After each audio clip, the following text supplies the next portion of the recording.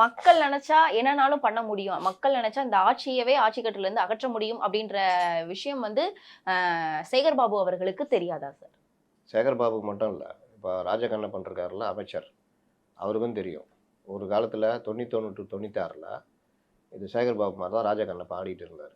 அவர் தான் எல்லாமே. பவர்னா ராஜகண்ணப்பன் தான் அப்படின்ற மாரிலாம் இருந்தது. அதற்கு பிறகு தூக்கி எறியப்பட்டு, அவர் கட்சிய விட்டே ஓடி போயி, அப்புறம் ஒரு சங்கம் இது மாரி ஜாதி கட்சி மாரி ஆரம்பிச்சு, மறுபடியும் அப்படி இப்படி அங்க போய் இங்க வந்து, இன்னைக்கு மீண்டும் திமுகவுல ஐக்கியமாகி, இன்னைக்கு ஏதோ ஒரு துறை அமைச்சரா ஓரமா உட்கார்ந்துட்டு இருக்காரு. இந்த மாதிரி தான் ஆட்டம் போட்டவர்கள வரலாறு தூக்கி எறிஞ்சிருக்கு. நீங்க யாரு நீங்க என்ன வேணா பண்ணி அதான் சொல்றேன். எவ்வளோ பணிவா இருக்கிறீங்களோ, அவ்வளோக்கு எவ்வளோ மரியாதை இருக்கும். இவர்கள் இந்த 5 ஆண்டு தான் நிரந்தரம், நம்ம தான் இனி நிரந்தரம்ன்ற மாரி பண்றாங்க.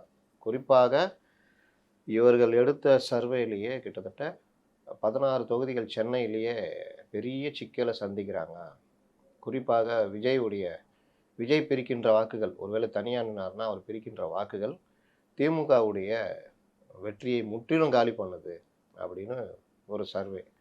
அதில என்ன விஷயம் அப்படின்னு பார்த்தா, சென்னையில திமுகவுக்கு இந்த வாக்குகள் பறிபோவதற்கு முக்கிய காரணிகள் எல்லாம் 1 விஜயுடைய ஃபேக்டர். அவர் பிரிக்கின்ற வாக்குகள். 2 அமைச்சர் சேகர் பாபு உடைய செயல்பாடு. 3 அமைச்சர் மா சுப்பிரமணியத்துடைய செயல்பாடு. 4 சென்னையுடைய இன்ஃப்ராஸ்ட்ரக்சரு, மேயர் பிரியா, இந்த சாலை வசதிகள், மற்ற விஷயங்கள்.